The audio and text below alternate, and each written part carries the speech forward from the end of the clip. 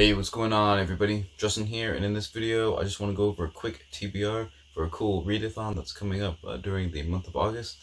I just feel like I've been reading really well when I participate in all these like various readathons, most notably the book junkie trials that's going on right now. Been planning out stuff for the Monsterathon in September, and in the month of August I will be participating in the Mythathon. Now this is a kind of mythological god and goddess slash zodiac kind of combination themed readathon. It's created by Jessie over at Bowties and Books. I encourage you guys to check out her channel. She's got a really good, I don't know, really just fun, upbeat personality. Just really enjoy her videos. Definitely go check her channel if you haven't already. I'll leave her link down below. And in this readathon, there are 4 other booktubers, each representing a different god or goddess and element, and everyone is allowed to sort of just kind of pick which team they would like to be on. Based on my zodiac thing, I probably, as a Scorpio, I probably should be like on the water team, I guess, because Scorpio is like a water element.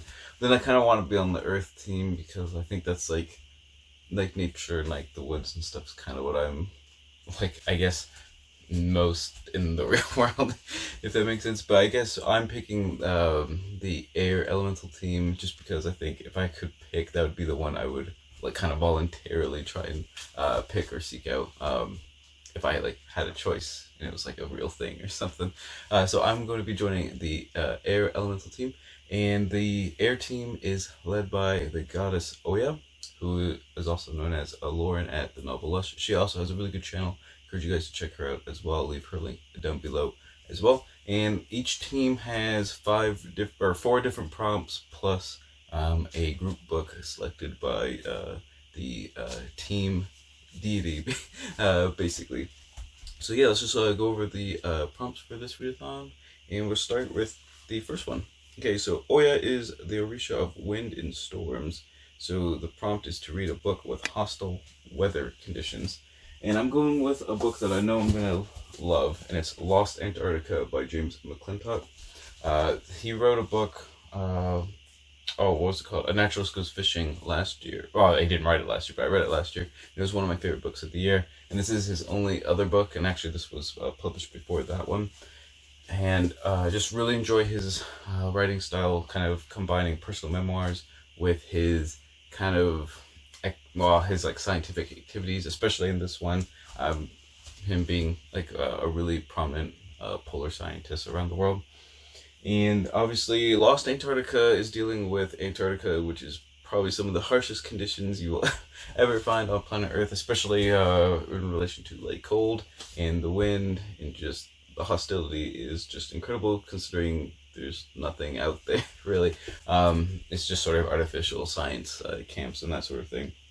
But yeah, obviously when the the temperature gets below like -70, below 0 Fahrenheit, I would consider that a hostile weather condition. But like I said, I really enjoy his writing style. You learn a ton, but he's just very candid and just really easy to read. Like I said, in his other work, he blends conservationism with sort of his just personal adventures with like science and ecology and everything. Just a really good time. So that's why I'm going with Lost Antarctica for the first prompt.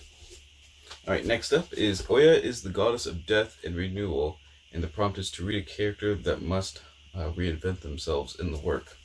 And I'm going with Ravencry, the second book in the Ravensmark trilogy by Ed McDonald. I recently read the first book in the series, and the main character, Galahero, he has a very tough exterior, like, the really like brooding, somber mercenary type who, drinks a lot, curses a lot, that stereotype, obviously.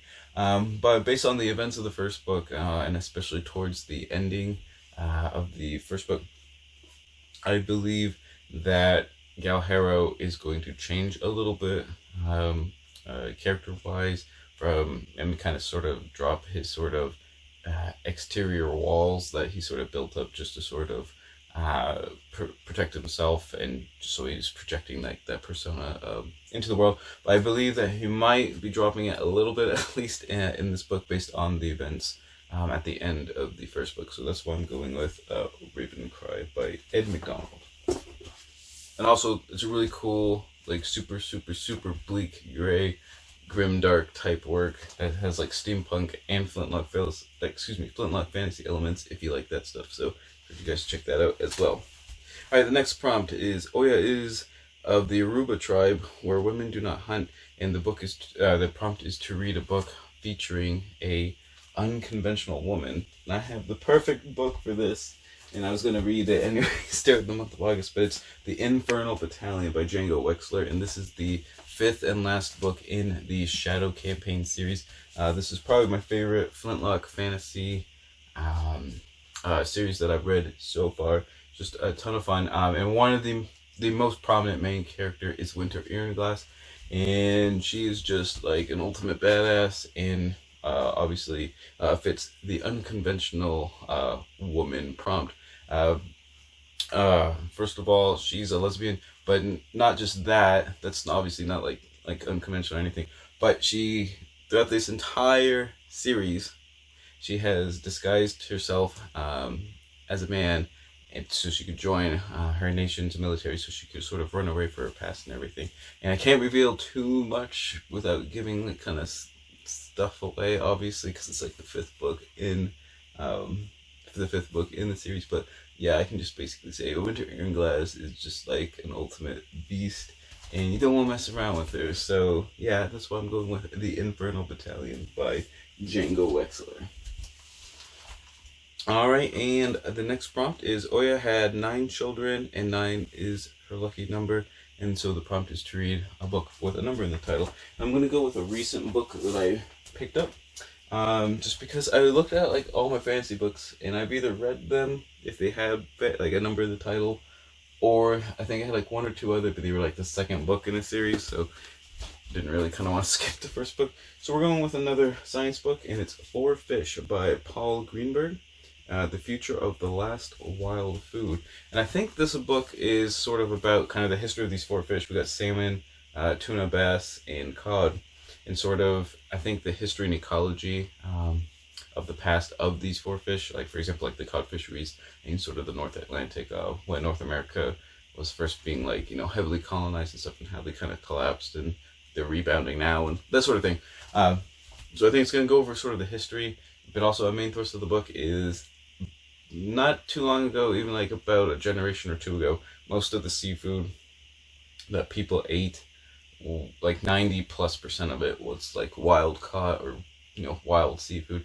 Whereas today that number has dropped quite a bit. I think it's like 50-50 or 60-40, something like that. So I think this book is sort of going to be more or less sort of discussing sort of, I just said sort of like 100 times, sort of how do we come to a balance between, you know, making sure we don't overharvest, but making sure we have enough, you know, food to go around, and not over exploiting sort of the ocean's resources, stuff like that. I think that's what this book is going to be about, and I hope it's really interesting. I think I've seen it like 1 time before, but when I was at the used bookstore, it was pretty cheap. I'm like, you know, I'm going to buy a book called 4 Fish, but it also fits the prompt, so, you know, maybe it was destiny and whatnot. All right. And then the last prompt is to read the group book, and Lauren has chosen The 100,000 Kingdoms by N.K. Jemisin. I've been wanting to read Jemisin for a little while. Tim has, I think, read, I don't think he's read all of her books, but I think he's read a good handful, like 3 or 4 of them. And he's talked to me about them a couple times. I just never ended up buying them. But he's said good things about it, so I'm going with, I don't really have a choice. That is the group book. But yeah, I'm kind of excited to read The 100,000 Kingdoms. Like I said, I know Jemisin. I know more about the Broken Earth series more than her first series, which I think this one is like the first book in the Inheritance trilogy. But I don't really know anything about this one. But, you know, I'm going to give it a shot. So there's The 100,000 Kingdoms.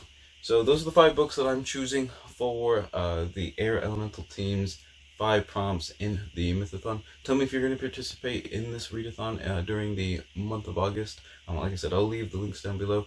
Tell me if you've read any of these authors or any of these books. Tell me what your thoughts were on them. Always glad to talk to you guys about books and all that. And even if you're not participating in the readathon, if you are participating in the readathon, just remember, read victoriously.